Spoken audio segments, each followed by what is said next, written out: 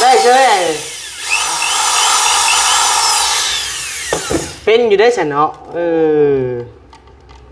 นี่มาว่าสักทีดอก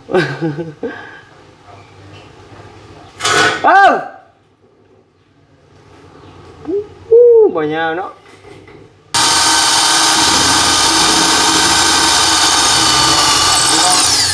โอ้เข่าเว้ยนี่เป็นปุ้ยวะเนาะโอ้ยขักแล้วสาดุกมากบ่ต้องซื้อเด้อพี่น้องเด้อสวรรค์กระแทกเด้อซื้อรุ่นนี้เฮ็ดได้เอาไปซะเห็ดพวกลูกอะไรมาอีเด้อโดยบ่ยากแม่ชมเฮาอันนี้ตัวนั่นนะค่อยเอาให้จุดเนาะโดยแม่คำจุดแล้วค่อยยังให้ใช้ต่อตัวนั่นนะให้มันไม่เท่อ๋ออยากจูดสมบ่ข้าวแล้วก็มันจะแม่จะจูดโดยขอบใจเด้อลูกเด้อโดยสบายดีเด้อกำลังเดินสายไฟอยู่แม่มันอันนั้นจะเปลี่ยนไม้ว่ามันใช่ไฟมันหลายพักชุดได้แต่ลูกชุดได้แต่ลูกโดยแม่เล่นโลดและเครื่องคองกันว่าผมมีคนมาแก้เนาะตู้เย็นโจมออกไปพุ่นได้มันมีคนมาแก้เลยบอลเฮ็ดกินในกามันพวกลูกก็ทำเอาโดยเดี๋ยวจะจัดแจงเอาหรอกแม่แม่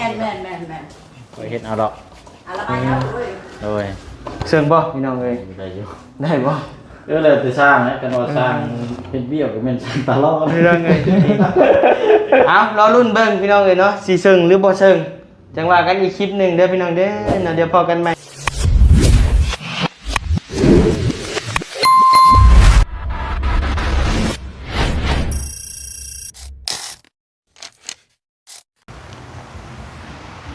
กราบทักทายสบายดีเด้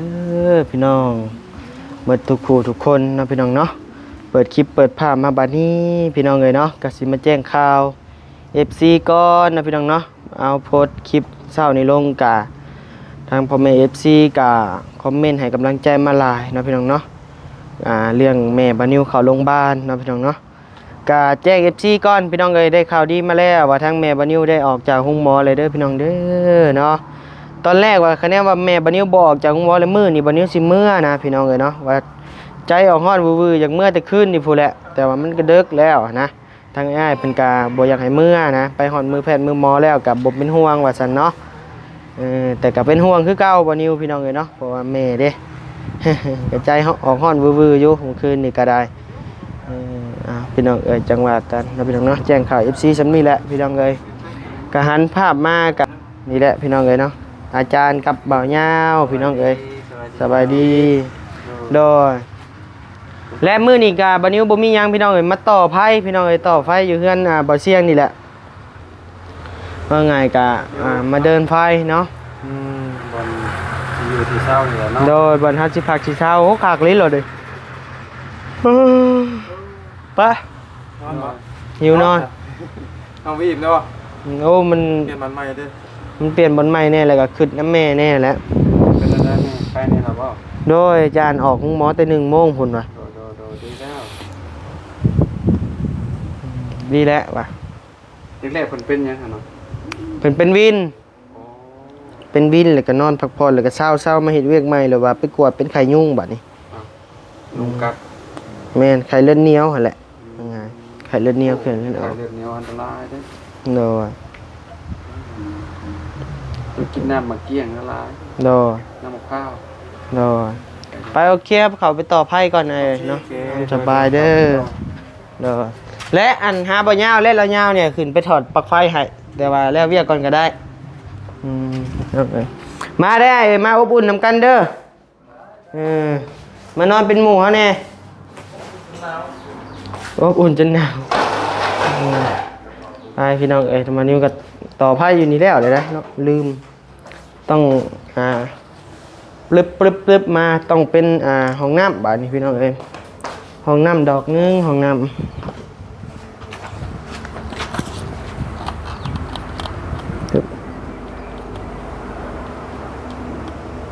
ใช่มาพี่น้องเดี๋ยวเขียนสกอตอยู่นี่ก่อนเพราะว่าตัวนี้แล้วพี่น้องเนาะมันนิ้วกะบททิ้งขันว่าเก่งแบบว่าเป็นนะพี่น้องเนาะ เสียงยังไงนะโอ้เป็นว่าไฟแตกตกใจเด้ฮ่าหน่อยปลึบปลึบปลึบปลั๊กไฟตัวนี้ต้อง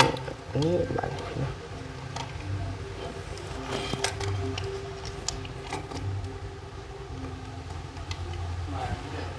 โอเค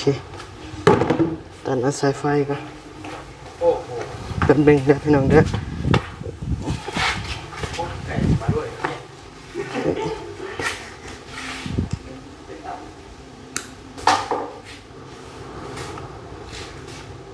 พี่น้องเลยทางบาเชียงกำลังออกไปซื้ออุปกรณ์อยู่พี่น้องเลยเนาะก็เลยจะทางบานิวกับไอ้นะพี่น้องเนาะแต่ว่าสายนี่อยากน้อยเว้ยพี่น้องเลยเดี๋ยวไปหาสายใหญ่มาสักก่อน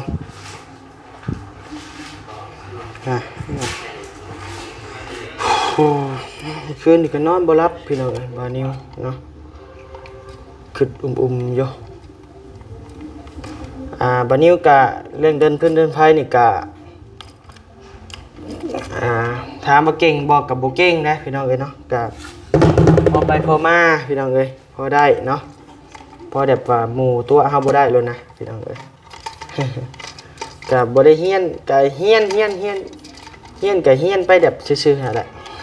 บ่ได้ใบประกาศใบหยังดอกพี่น้องเอ้ย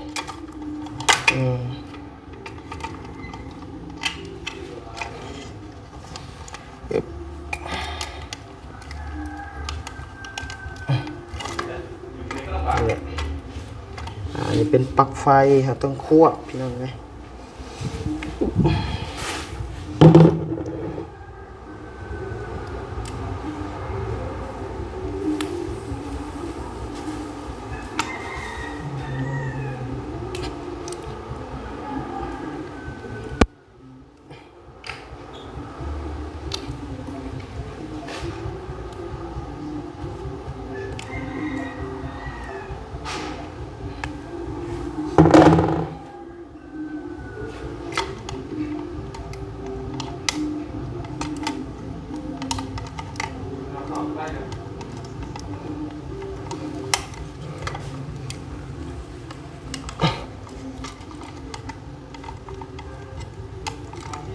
โอเคพี่น้องเดี๋ยวสิลองปักเสียบก่อนอันนึงนะชิได้อีกวะด้วยและอันปีนดอกไฟอะไรไอ้ปีนดอกไฟด้วยได้เจ้ย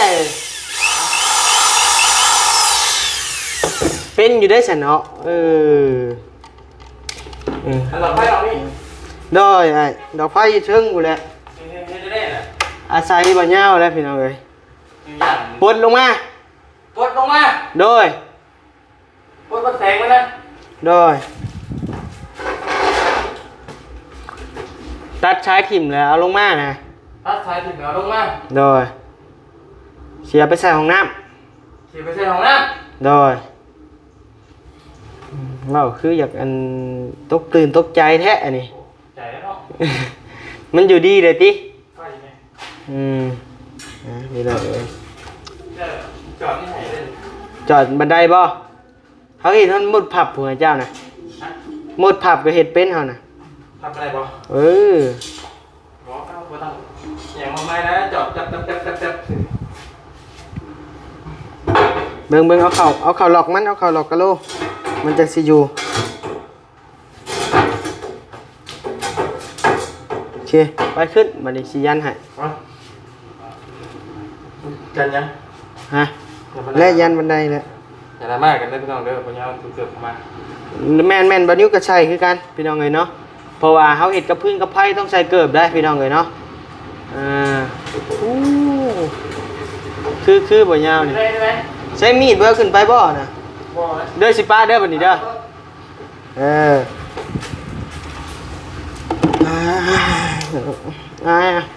เอาครีมเดี๋ยวดึงเอาแล้วมีดกับโบมี่พี่น้องเลย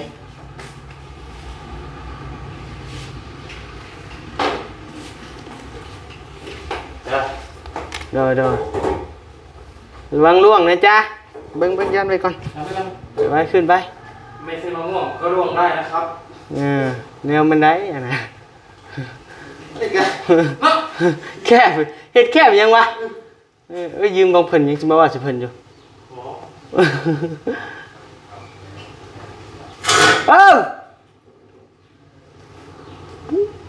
บ่ยาวเนาะ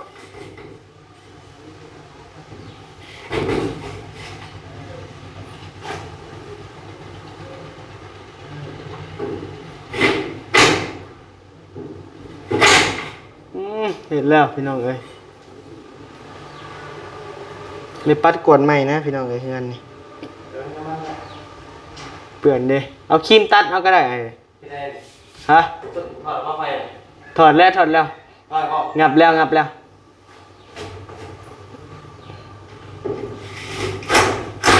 ว้ายเกือบแตกตัดทิ่มเลยใส่ไพ่นะนับเลย เลย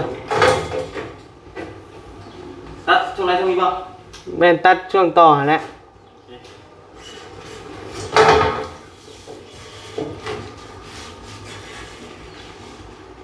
บ่าวยาวขึ้นไปทำอะไรที่นั่น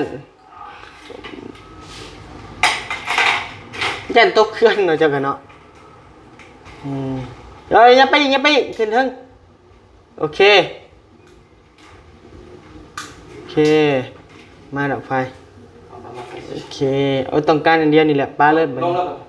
ถอดซ้ายเฮาเนี่ยฮือมาซ้ายนะซ้ายไฟนะชื่ออะไรบ้างแมนฮือมาทางกลางเนี่ยโอเค thank you ทำดีป่ะพ่อทำนั่นแหละไปลงมาไปนี่ขอบมุกขอบห่อลายๆปลายาวเอ้ยเนาะไปชื่อเล็กนี่แหละจ่ายบันไดเพื่อนครับโดยบันไดเจ้าในบ้านครับโดยเพราะว่าที่ได้แบบไฟขาดแล้วได้ดีของมูดเนี่ยแม่นแล้วยังคือกันแหละของหมูเว้ยมาพี่น้องเอ้ยต่อไฟก่อน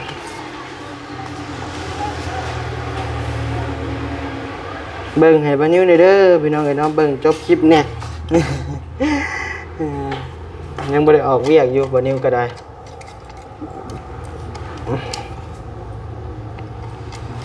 มาแล้วก็วนกับเฮือนกับชานก่อนพี่น้องเอ้ยเนาะบอลอยู่บนเสาเฮาต้องตัวนี้แหละเป็นหลักพี่น้องเอ้ยเนาะบ่มีนี่ก็คือโหและไปสาบรรพัดก็โอ้ยเมื่อย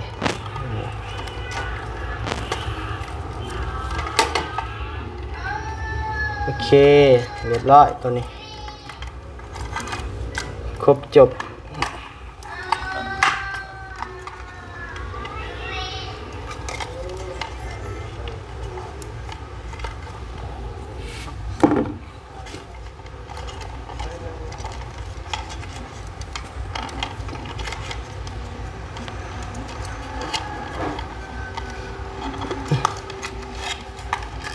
เรียบร้อย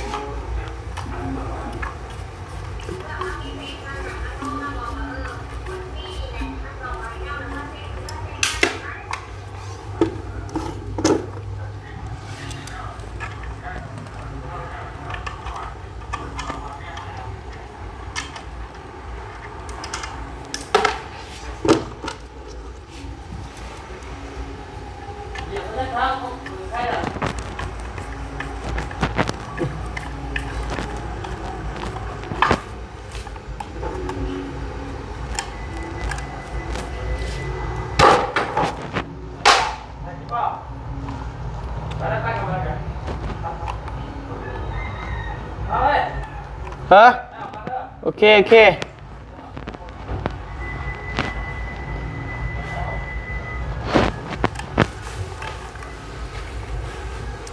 ไปได้ไหนเนี่ยเอาไปกับบุญ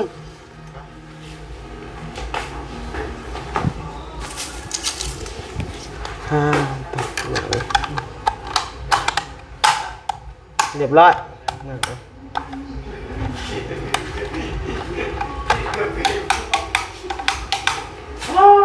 เรียบร้อยใช่อันยังไงนะลองบ่ มันมีสว่านนะ โอ้ลองเบิ่งบ่ มันบ่ได้แต่ก็เอาเก็บไว้ เบิ่ง ขอบคุณนะครับ ไปด้วย ไม่ได้ทำไม สบายดีเด้อไปเลยบ่ไปทางใด นอกสถาน โดย จะยินดีทุกคนก่อนว่าเดี๋ยว อีหยังเดียว กิบแล้ว โอ้ กิบต่อแล้วยังไง ไปกันเด้อ เป็นจิบยางบ่เดี๋ยวนี้คักโดยอ่ะเนาะยังว่ากัน โดย ไปห้องดื้อหรือว่าเชิญมา แล้วอะไรได้มีแต่ต่อไฟแล้วบัดนี้เอาแถวนี้ก่อนเนาะจึงไปห้องน้ำเนาะ โดย ปึ๊บดอกอยู่นี่พี่น้องเอ้ย ใช่ป่ะ แต่ว่ามันต่อปูนได้บ่รุ่นนี้ ได้ กิบนี่ได้ กิบได้ โอ้คักเลยซะ เอาตัวนี้ลองดูตัวนั้น หาเนี่ยจ้ะมาสิต่อเจ้าจับกล้องเขาในบัตรหนึ่ง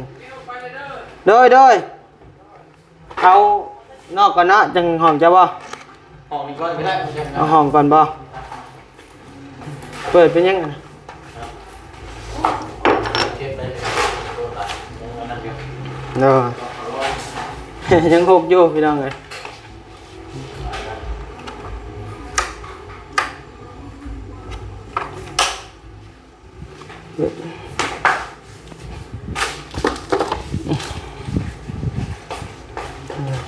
นี่เอาใส่หมอง เอาใส่เอาดอกไผ่บ่ ไปเนาะ ตั้งใส่ในนี่บ่ ก็คือตัวนี้ออกเดินชายลงมานี่กัน เนาะ เส้นนี้ ใส่เสากลางนี่เนาะไฟเนาะ ตรงกลางนี่นะ มันจังเวลาเปิดจังตัวนี้เจ้าหูใหม่เด้เนาะ เราจะยังได้งูใหม่แล้วมันจะหักเอานั่นคิดไว้ ลองเบิ่งเจาะเข่าบ่ล่ะ เราทายมันจะน่าต่อแล้วหรือเปล่าหรือว่า แล้วนะ เอาออกไปนะมาลองเจาะเบิ่งเนาะ ฮะแม่อึ๊บมีบ่ดอกสวรรค์ แม่ก็ปลูกได้ โอ้มันได้บ่ บ่ได้แต่ก็เอาหมูเก่าหั่นนะ ลองเบิ่ง จำเป็นแล้วนี่สว่างเลยใช่บ่แม่นตัวประเทศเนาะ แม่ บ่ได้ว้าวอ๋อใช่เลยบ่ แม่มันบ่มีแนวหันเด้อันนี้มันเป็นต้องกระแทกพร้อมนะจึงเจาะได้ดอกเท่าไหร่จะซื้อนี่ ดอก25,000 อืม ลองเบิ่งพอดีกับลูกครูอยู่ดอกเนาะ แม่ ปักเจ็บมากมันลองเบิ่งมากัน ปักเสียบอยู่นี่ได้บ่ ได้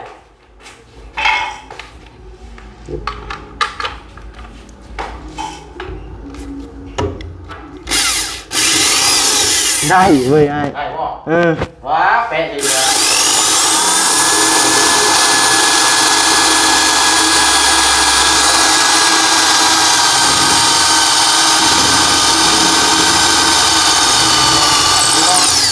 โอ้เข้าเว้ย นี่คือปุ้ยบ่ เนาะ โอ้ยคักแล้วสาธุทุกมากคน บ่ต้องซื้อเด้อพี่น้องเด้อสวรรค์กระแทกเด้อ ซื้อรุ่นนี้ของแท้นี่ โอ้ สั่งเป็นเนาะบาดสิได้ เฮ็ดดีๆเลยป่านนี้ อืม โอ้ยเนาะเดี๋ยวว่ามุ่งนั่นเอาจำเป็นต้องใส่อย่างนั้นเพราะว่าสารชุดขนาดนั้น โดย ตอนนี้เนี่ยเอาขักเนาะได้เฉยเว้ยสั่งเป็น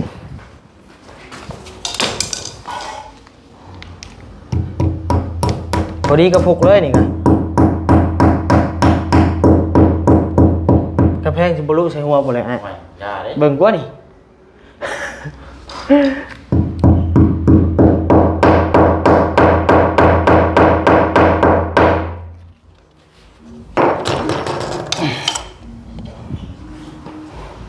บ่ได้เจาะหมองโหนั่งลบก่อนบ่ ฮู้ได้ เจาะสายนะเจาะขามันแล้วบ่ นี่ขังมันลืมเลยมีแต่หาเครื่องมือได้มีแต่ยางหาเครื่องมือยางรอหาแต่เครื่องมือใช่ยันแม่มสิแล้วเพิ่นว่า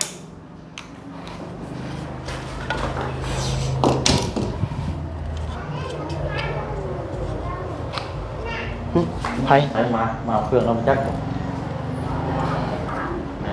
แม่นบ่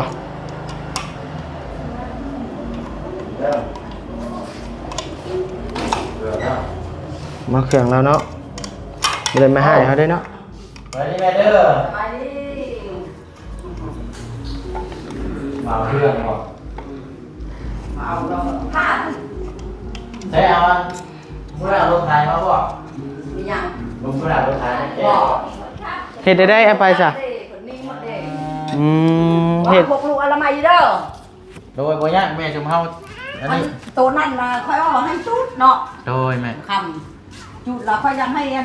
ใช้ต่อตัวนั่นนะให้มันไม่เด้ อ๋ออยากจูดซั่นบ่ แม่น โอ้ คันลูกจะจุด บ่ยากแล้วคัน จุ บ่ ดอันที่เจ้าก็เอาที่เลิกกับฮุกใช้ต่อนั่นแหละก็จุด จูดได้เนาะ แม่นคอยจุดนะนะไปบอกบุแลนจะจุด โดย แม่ว่ายังให้มันเพ้ยมาเผานะกอมันจึงแม่นั่นนะ โดย ขอบใจเด้อลูกเด้ โด อย แม่ โดย สบายดีเด้อก ำลังเดินสายไฟอยู่แม่มันอันนั้นเปลี่ยนไม้คุณว่ามันใช่ไฟมันหลาย ชุ ปั ด ก แรกได้ลูกชุดแรกได้ลูก โดยแม่ เฮ็ดโลดเฮ็ดโลด และเครื่องคองกันว่าผมมีคนมาแก้เนาะตู้เย็นเอาโจมออกไปพุ่นได้ พอ มัน มีคนมาแก้เลยวันเฮ็ดกินนี่ก็มันโพกอะพวกลูกก็ทำเอา โดยเดี๋ยวจะจัดแจงเอาหรอกแม่ แม่น ไปเฮ็ดเอาหรอก อะไรไปเอาเว้ย โดย มียังมียาอะไรเบิดนี่ เอาเดี๋ยวคอยเฮ็ดเอาหรอกเนาะ น้องเอ้ย ทาง เอาตกแน่นแท้นี่ ใช่ จะว่ามันใช่นอนยาวพุ่นบ่จ๊ะ ง่ายเจาะหูบ่เชิง ตกลงที่ไปยังเนาะเอาจอไหม เอ้ย เพราะน็อตนั่นคือน็อตยาวบ่จักบ่ แม่มันยาวพวก เรื่องน็อตสั่งแล้วมันยาว มา มัน มา ง่าย โอ้ยอะถ้าพวกลูกจะกินมาแก้ก็ตั้งเอาเด้อ โดยแม่ โดยขอบใจหลายแม่ โอ้ยแม่ขอบใจหลายเอาเนาะกระคองอันนี้กระคองบ้านเป็นยังไงอันนี้มักไหมชี้ไหมเอาย้ำด้วยเด้อไปยังจะชี้ไหมรถล่ะ อันยับลงบ่ เอาให้มันตามเลยเพราะว่า โอ้จะมาจากนี้บ่ เอานั่นปุ๊บหูเก่าก็ได้เนาะ นี่หูเก่าได้หูหนึง ประมาณนี้นะ นี่เนาะ มันมาเป็นสลับเป็นกระโชดอันนี้2หูนะ ไปบิ๊กเพิดกับบุมีงานจำเป็น คิดนะเพราะนั่นให้มันอันนั้นกันแล้วผมบอก เขาบ่เห็น ครับหวาน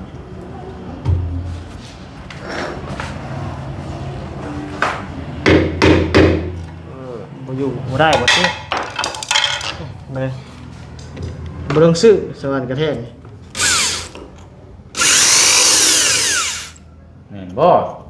แม่นบ่ ที่นี่คือเข่าสิ ข่าวอยู่แล้วกะ อืม แต่ว่ายังบ่ได้เชิงหูมันนี่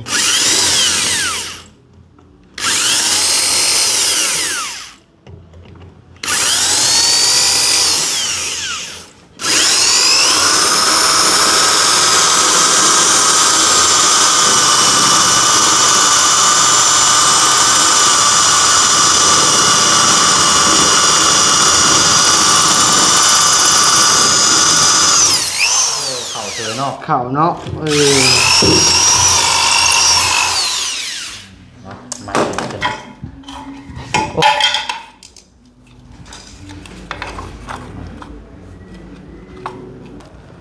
ได้ซึ่งอยู่บ่อน ไป ได้นี่ ได้แล้ว ซึ่งบ่พี่น้องเอ้ย ได้อยู่ ได้บ่ เลยจะสร้างนะกันว่าสร้างเป็นเบี้ยวก็เป็นสร้างตลอด พี่น้องเอ้ยนี่ เอารอรุ่นเบิ่งพี่น้องเอ้ยเนาะสิซึ่งหรือบ่ซึ่งจังว่ากันอีกคลิปหนึงเด้อพี่น้องเด้อเนาะเดี๋ยวพอกันใหม่ในคลิปหน้าพี่น้องเอ้ยสำหรับคลิปนี้อยู่ดีมีแฮงเด้อพี่น้องเด้อบ๊ายบาย เอาเนาะบ๊ายบายพี่น้องเด้อติดตามเบิ่งน้องกันจนแล้วมื้อนี้ก็ 2 คนพี่น้องเอ้ย คน